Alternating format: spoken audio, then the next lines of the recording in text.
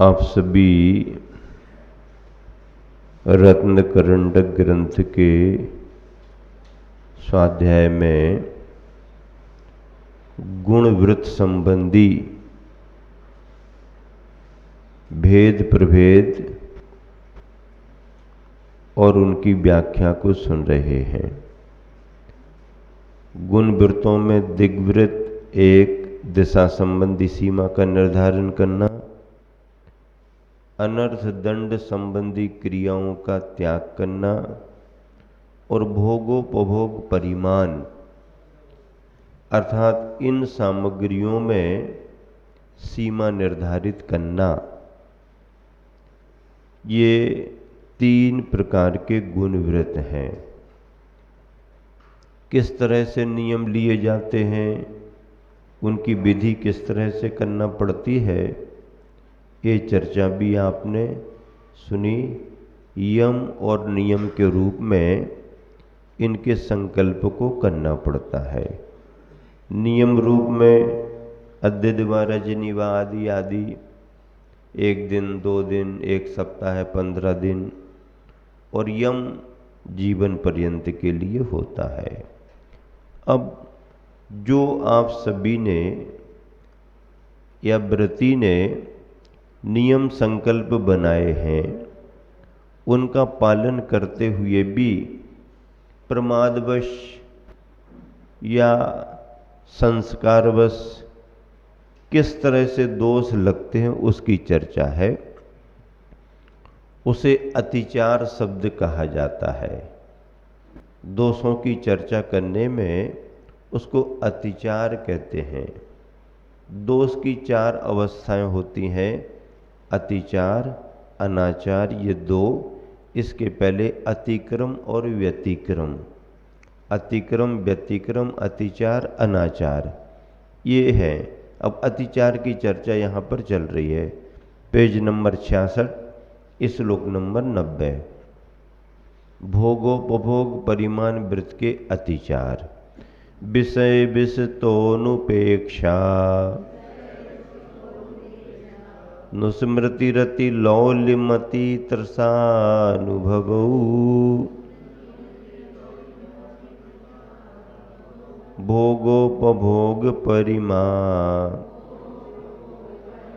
व्यतिक्रमः पंचकथ्यन्ते। विषय विषयतः, विषय रूपी विष से पंचेंद्रिय के विषयों को आचार्यों ने विष की संज्ञा दी है। जैसे विष, पॉइजन शरीर को हानि पहुंचाता है, ऐसे ही पंचेंद्रिय के विषय इस जीव को हानि पहुंचाते हैं। विषय रूपी विष से अनुपेक्षा, अनुपेक्षा न उपेक्षा, अनुपेक्षा, उपेक्षा नहीं होना। नियम बनाते जा रहे या नियम बना लिए, लेकिन उसमें से उसका भाव कम नहीं हुआ, तो अनुपेक्षा नाम का एक अतिचार है। अर्थात विषय संबंधी आपके भावों में उपेक्षा भाव नहीं आया। इसका मतलब क्या हो गया? उनमें आदर भाव बनाए रखना। अनुस्मृति ही भोगे हुए विषयों का बार बार स्मरण करना। स्मृति, अनुस्मृति, अति लौल्यम, वर्तमान विषयों में अधिक लंपटता रखना, अधिक आसक्ति रखना। अति तृषानुभवौ, आगामी विषयों की अधिक तृष्णा रखना और वर्तमान विषयों का अत्यंत आसक्ति से अनुभव करना। ये क्या है? भोगोपभोग परिमा।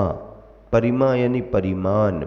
भोगोपभोग परिमाण वृत्त के व्यतिक्रमाः, व्यतिक्रमाः, व्यतिक्रम, उल्लंघन अर्थात अतिचार कथ्यन्ते कहे जाते हैं। भावार्थ, इंद्री के विषय सेवन में आसक्ति बनी रहना, पूर्व में भोगे हुए विषयों का बार बार स्मरण करना, वर्तमान विषयों में अति लोलुपता रखना, भविष्य काल में विषय सेवन की अति तृष्णा रखना और नियत काल में भोगोपभोग की वस्तुओं का अधिक मात्रा में अनुभव करना, यह पांचों भोगोपभोग परिमाण वृत्त के अतिचार कहे गए हैं। ये गुण वृत्त में आता है। 5 अनुवृत्त हैं। अनुवृत्तों में आपने सीमा बनाई, उनको पुष्ट करने के लिए, मजबूत करने के लिए 3 गुण वृत्त हैं। 3 गुण वृत्तों में दिग्वृत्त, 10 दिशाओं की सीमा बनाओ। फिर 10 दिशाओं की सीमा बनाने के बाद बिना प्रयोजन के कोई कार्य मत करो। बिना प्रयोजन के कार्य करोगे तो वह टाइम पास जैसा अनर्थ दंड माना जाता है। अनर्थ दंड एक तरह से अपराध माना जाता है, अपनी शक्ति का दुरुपयोग माना जाता है। मन है जो आवश्यक कार्य उसमें लगाओ, चाहे आप अपने व्यापार में लगाओ, चाहे खेती बाड़ी में लगाओ, चाहे घर गृहस्थी की सार संभाल में लगाओ। अपने प्रयोजनीभूत कार्य में मन को लगाओगे तो वो सार्थक है, उपयोगी है। और व्यर्थ में अपध्यान, दुर्ध्यान, खोटा चिंतन करते हुए जिससे कोई लेना देना नहीं, तो ये दोष माने जाते। ऐसी मन की शक्ति का दुरुपयोग अनर्थ दंड है।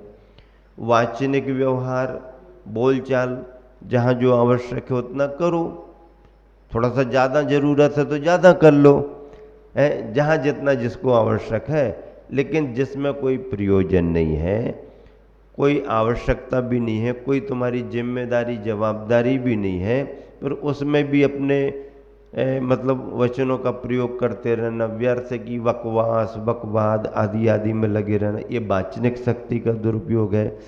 शरीर संबंधी क्रियाओं में आवागमन आवश्यक है तो करो, और भी कार्य आवश्यक है तो करो, लेकिन अनावश्यक रूप में पानी को बहाना, अग्नि को जलाना, घास फूस को उखाड़ उखाड़ करके अलग करना, घास वनस्पतियों को तोड़ना, छेदन भेदन, पृथ्वी जमीन का खोदना, बिना प्रयोजन के, कोई आवश्यकता नहीं, तो ऐसे कार्यों को करना ये मनसा वाचा कर्मणा अनर्थ दंड के रूप में आते हैं। और फिर अंतिम भोग उपभोग सामग्री संबंधी परिमाण बनाना, ये व्रत है। परिमाण बनाया लेकिन फिर ध्यान नहीं रखना, लापरवाही रखना, या परिमाण बनाने के बाद भी उतना भाव नहीं बन पाना, ये सभी अतिचारों में चर्चा आती है। अतिचार व्रत को दूषित बनाते हैं, और अतिचारों का रोज रोज शोधन कर लें अथवा प्रतिक्रमण प्राश्चित करते जाएं तो पुनः व्रत मजबूत होते जाते हैं। इस तरह से गुणवृत्ताधिकार पूरा हुआ।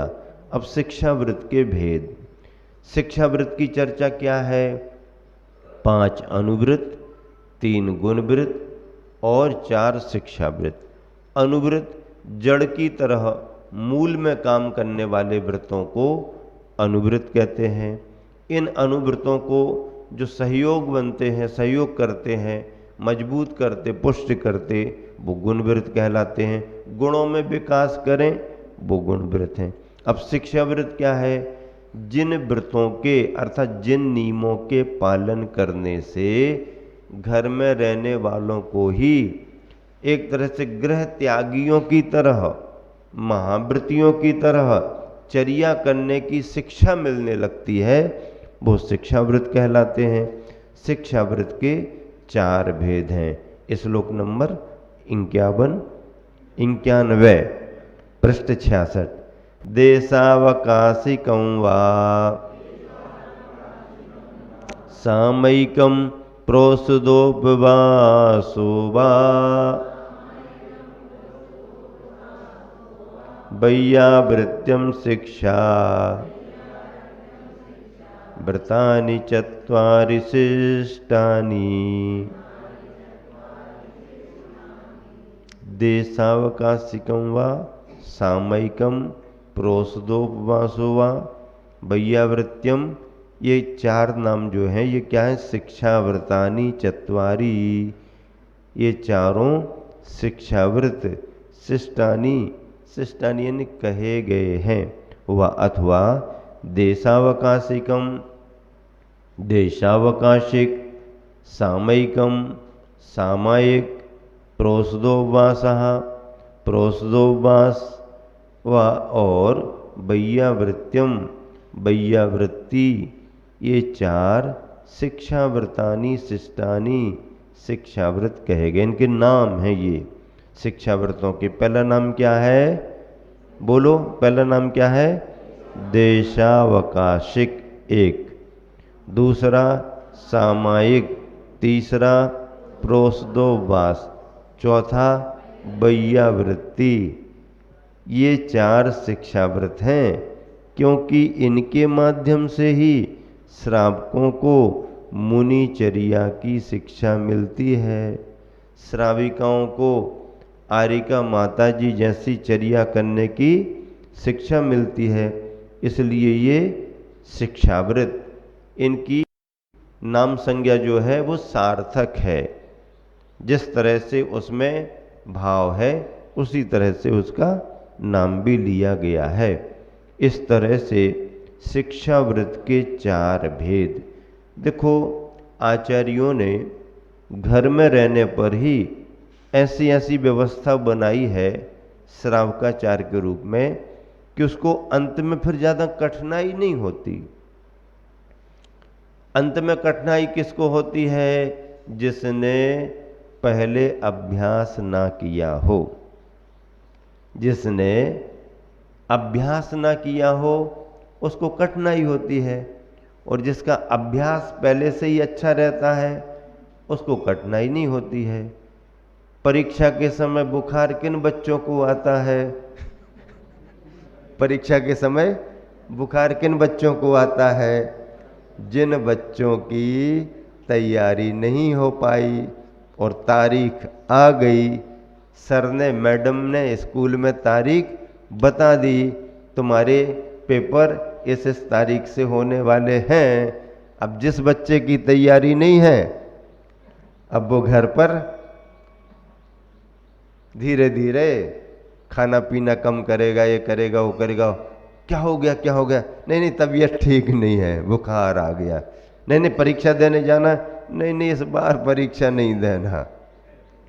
और जिस बच्चे की तैयारी अच्छी है उसको कोई फर्क नहीं पड़ता।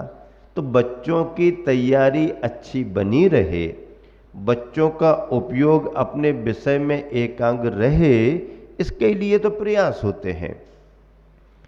सरकार नीतियां वही तो बनाती ना। अब एकदम तिमाही 6 माही करेंगे तो 3 महीने के बीच में बच्चा लापरवाही भी रह सकता, तो उन्होंने टेस्ट कर दिए, ये टेस्ट वो टेस्ट। टेस्ट का मतलब है उसको टेस्ट करते जाते कि भाई तैयारी है तुम्हारी कि नहीं है। सरकार अच्छी नीतियां बनाती है, लेकिन अब उसमें व्यक्ति उसका लाभ कितना उठाता है, शिक्षक कितनी तैयारी कराते हैं, बच्चे कितने तैयार होते, वो उनके ऊपर है। ऐसा करते करते फिर वो टेस्ट, हर महीना टेस्ट ले लेते हैं, फिर 3 महीना, तिमाही अब पता नहीं होती कि नहीं होती, अब 6 माही अर्धवार्षिक कर लेते हैं। उसमें रिजल्ट उसका समझ में आता जाता है। एकदम ही लास्ट में बिल्कुल फाइनल एग्जाम में उतार दो उसको तो संभल भी नहीं पाएगा। अगर कहीं कोई कमी होगी तो उसको पहले मालूम हो जाएगा, उसके विषय की तैयारी हो सकती है। इस तरह से ये तैयारियां कराई जाती हैं। ऐसे ही धर्म के क्षेत्र में भी 4 आश्रमों की व्यवस्था है। कितने आश्रमों की व्यवस्था है? कितने आश्रमों की? जैन समाज में नहीं, जैन समाज में श्रावकाचार के रूप में व्यवस्था बनाई गई, लेकिन जैनेतर ग्रंथों में भी जैनेतर बंधुओं को भी 4 आश्रमों की व्यवस्था बताई गई। पहला पढ़ाई का समय है, 20-25 साल तक का, 100 बरस की उम्र है मान लो किसी की, तो 25 बरस अध्ययन काल है। उसका पहला बाल काल समझ लो, यौवन तक ब्रह्मचर्य आश्रम। फिर उसके लिए गृहस्थ आश्रम 50 बरस तक, 50 बरस से लेकर के 75 तक वानप्रस्थ आश्रम। इसमें उसकी तैयारी हो जाती है। वानप्रस्थ आश्रम आश्रमों में जाकर के रहता है, और फिर उसके बाद में संन्यास आश्रम, घर भी छोड़ा और अब आश्रम भी छोड़ दिया, क्योंकि घर में प्रबंध व्यवस्थित रहता है, उतना व्यवस्थित आश्रमों में तो नहीं रहता, लेकिन आश्रम में भी ठीक रहता है।